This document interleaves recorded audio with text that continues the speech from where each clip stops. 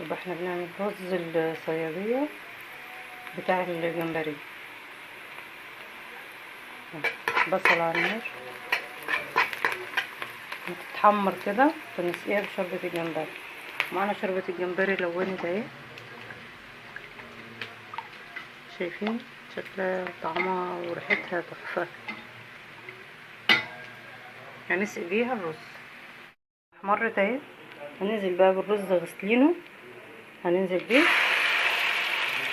كده كويس. انا طبعا طفيت النار علشان ايه مش تتحرق اكتر من كده.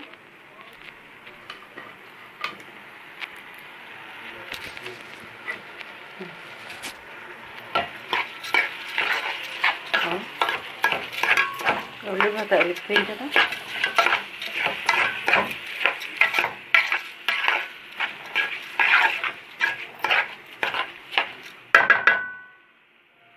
طبعا الشوربه فيها الملح بتاعها، فهنخلي بالنا من الملح.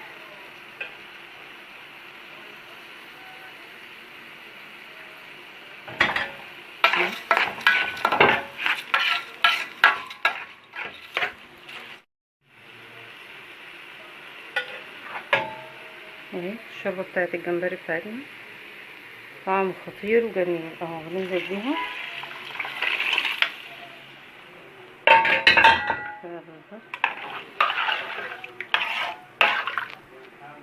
وهنسيبه بقى ايه يستوي وبعدين اوريهولكم.